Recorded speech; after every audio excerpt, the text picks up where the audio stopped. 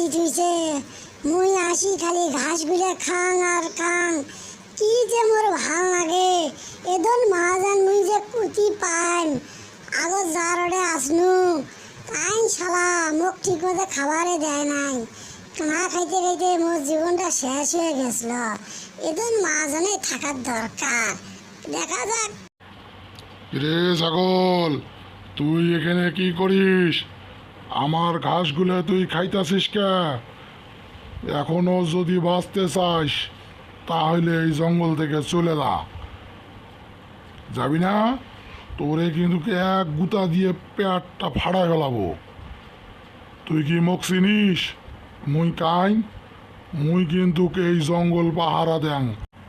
মুই এই জঙ্গলের কেয়ারটেকার। মোক তুই চিনিস? মোর কথা না শুনলে তো এলায় কিন্তু ঢিসি ঢিসি তোর পেট ফাড়ে ফেলাম। মানুষ চিনিস তুই? মোর নাম গরু, বিদেশি গরু। কুড়িগ্রামের লোক মানুষে এমনি কি মফিস কয়, উত্তরবঙ্গের লোকগুলো মফিস এই কারণেই। দেখো পানিতে ডুবি গেল, কি যে করি আমরা। আমার পশু পাখির দিকে কেউ নজর দেয় না।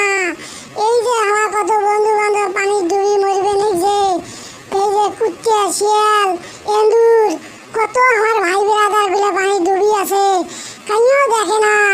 মানুষে খালি নিজে চিন্তা ভাবনা করে, আমার ভালো মন্দ আমাকেই দেখা লাগবে, ওমা কিভাবে উদ্ধার করবো এই চিন্তা করবে নাকজি। কি যে করবো, কার কাছে যাবো, আমার কিছুই ভালো লাগে না। আমরা আছি সুখে নত, আমার বন্ধু